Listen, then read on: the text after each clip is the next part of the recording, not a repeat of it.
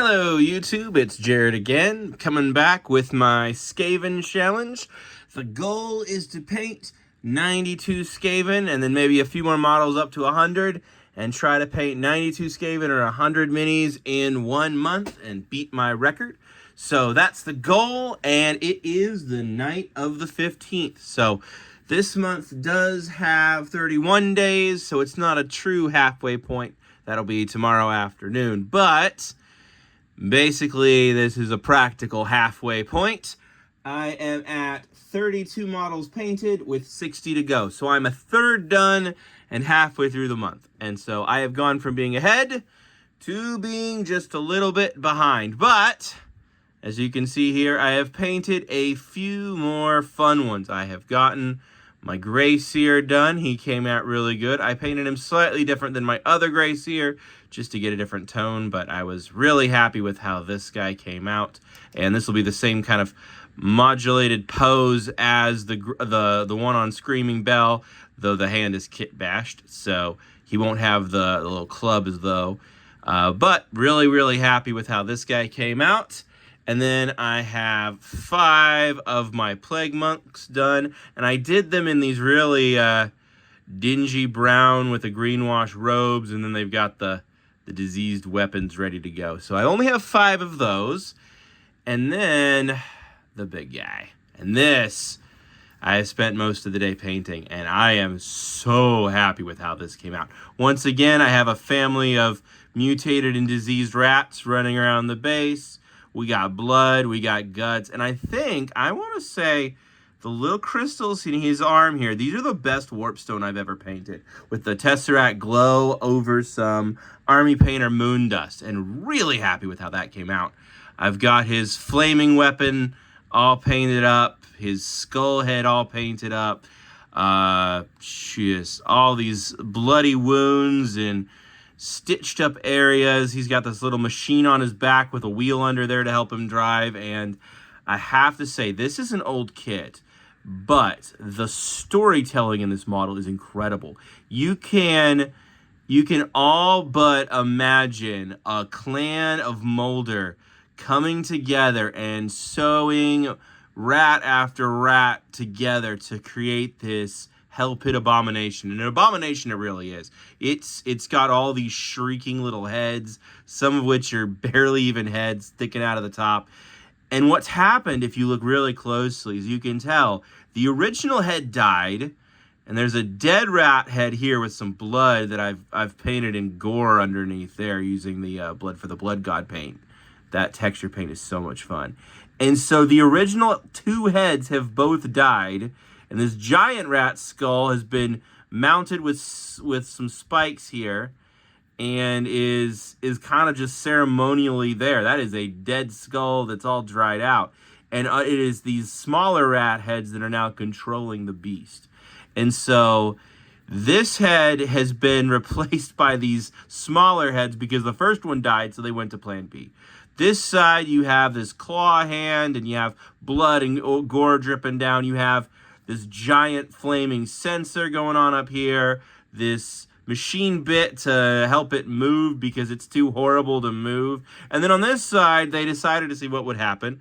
They shoved some warp crystals in there, and that created these horrible monstrosities and these mutilations. And so Clan Pestilence kind of came in and helped control whatever sepsis and disease that was going on here. So you have a diseased part and a flaming part, and it's almost as if every member of the clan came in from different clans and had a different idea, and Molder was there just stitching everything together.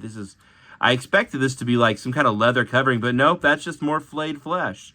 And so this thing is a absolute abomination, Hell Pit abomination. This thing has 20-something health, very bad save, does a lot of damage, unpredictable movement. You got a random dice in there to determine movement. But every turn it heals, and then I have one but 2 Master Molders.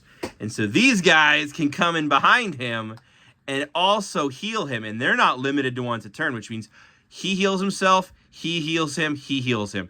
Triple heals on this big guy are going to be absolutely hilarious. So these guys are going to be stitching him back together from behind, and you can tell he's huge. So they hide back here and are sewing his skin back together as fast as he takes wounds. So this is going to be fun on the tabletop. And so originally I wasn't very interested in Molder, but then I got this guy in the trade lot and just had to repaint him. And so really happy with how this paint job came out. I purposely have the skin tone change colors several times on the joints and the gapping. And the previous guy who built him left some rough gaps in a few spots, but put some extra blood on it. You got the straps underneath him. It really looks like a creature that's been sewn together and really tells the story of what Clan Molder is all about, which is creating things that should not exist. And that's the definition of abomination. And I love the word abomination.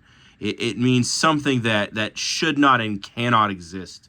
And that's what this is. And this guy's got a rule that's too horrible to die. And there's a chance that if it dies, that it just keeps moving. Or the rats inside of it run out and start doing some mortal wounds. And so it is hard to kill, though surprisingly easy to damage. And then easy to heal itself back up. And seems to just kind of squirm with unlife. So that's pretty exciting as well, too. But this week I only did get these 7 models done because these 2 were done last week. So I'm a little bit behind, but there's a little bit of a reason for that. One reason is just because this was a busy week and I had a lot of projects to do and work was busy and I was tired in the evenings. And I have 4 little daughters and they all need their dad's attention.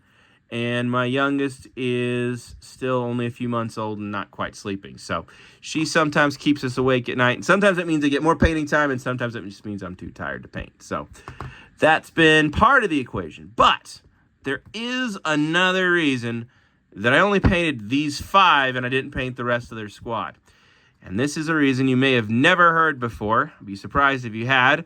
But these miniatures represent the last couple that I needed to get to 99 painted minis. I started painting almost 3 years ago, and having painted roughly 300 miniatures a year, it works out to this is now my 999th miniature when I finish painting these little guys and this guy right here. So 999. I went back and counted a couple of lists and realized I had one of the night haunts that I'd forgotten to put on the list years ago, but I have painted 999 models. Now, this doesn't include stuff that I magnetize that are alternate builds. It doesn't include terrain. It doesn't include the little tiny backpack or the little tiny medical bag that goes alongside the Veteran Guard Krieg Kill Team. That was one of the very first things I ever painted. And so there's lots of what I consider bonus models. But I have a big spreadsheet. I made the smart decision to make a big spreadsheet. That's how I keep my, I guess we call it a pile of shame down, or pile of opportunity, whatever you want to call it. So far, I usually try to keep that under 200 models. But especially with the lots, it's hard to gauge that because I do like to buy and sell lots on Facebook Marketplace and eBay.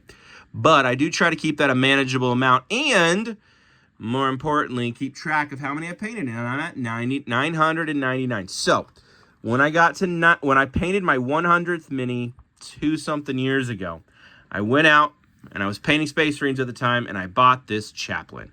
And I did him in one day. I woke up early in the morning, I built him, primed him, then after lunch, I painted him and did my absolute best job. Now, looking at him now, I think I could have done better now than I could have then, but I can really see the progress. There's a few features on him I really like, so hopefully the camera picks it up. But you can see he has kind of glowing red eyes. I thought that was really good. And I did some dry brushing because I was learning to dry brush back then. And I had some washes, but I didn't have a lot of contrast paint, so the leather is kind of splotchy. I don't love that effect. But I did good details on this. This is 2 years ago. This was at the time it was, wow, I got to 100 miniatures. And now it's, wow, I'd only painted 100 miniatures. So that's kind of funny. But overall, there's a couple little spots I missed. And then I got this weird streak on him. I don't know where that came from. I might touch up that little streak, but otherwise, I'm pretty happy with him. And obviously, I could paint him way better if I painted him now. But it's a good little way to remember where I was. I think this is one of the reasons I want to start a new Space Marine army soon, just because all my Ultramarines look like this.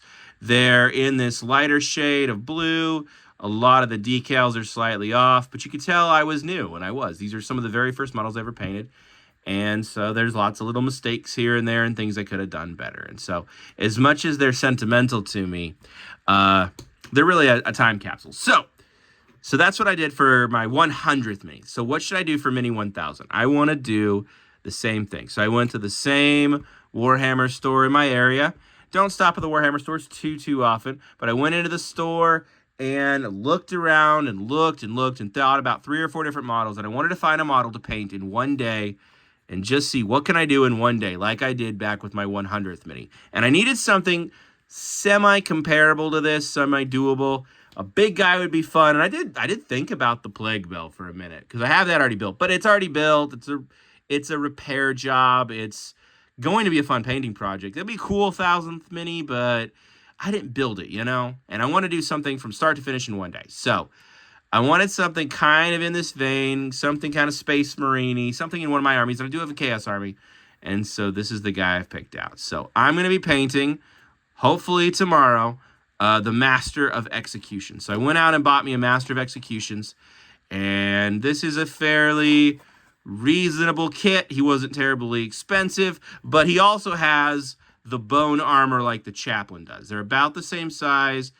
I think they're on the same base. Yeah, same base size, but he's also got the bone armor, and this will give me a chance to have a mini that's similar scope and scale, not an Ultramarine, but Chaos, so he'll fit into my Chaos forces, and let me see how have I improved as a builder, as a painter, as all of that kind of stuff. How am I doing in terms of my skills as a painter? So I'm really excited. I'm going to try to, if I have enough time, really put a lot of work into him, you know, assuming I don't get sick or wake up with a migraine tomorrow. I want to see how can I do on this guy. So I'm really looking forward, and it's really picking out the light from my camera. There we go. But I'm excited to see. So hopefully that will be a video that I'll be knocking out in the next day or so. If you're watching this, you're probably watching this on the day I'm working on this guy. But this will be a really fun kit. I've had my eye kind of on this kit for a while. He's a pretty cool dude with a giant axe, and I love the giant axe, and I love the bones on the armor. But I think what I'll do is I'll paint him up, and then I'll set him next to this guy and just do a little side-by-side comparison and kind of reminisce on what have I learned over 1,000 minis painted. I can't believe I painted 1,000 minis. That does include a good handful of kit bashes. That does include a bunch of stuff that's non-GW. Doesn't include board game minis. I did paint up a couple of board games that I didn't count. But it's really hard to count miniatures, especially once you get into kit bashing and you paint stuff from other model lines. I've painted some historicals, so I do count those towards my 1,000 minis. But then I painted a few D&D minis that I don't count for some reason, so I don't know why.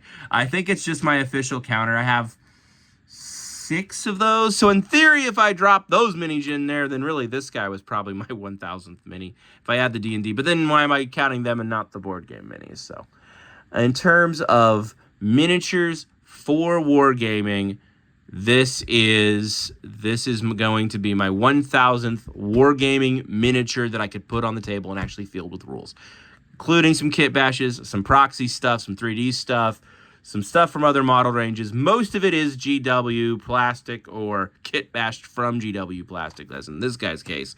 But you got to count it somehow. That's how the spreadsheet's counted. I don't count terrain, like I said. Don't count board games.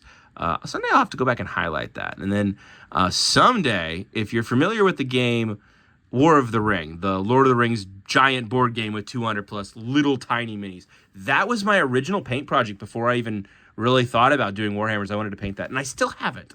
Someday I'm going to paint that. That would be a good summer painting project. But I wanted to get better at painting, and then I got distracted with Warhammer.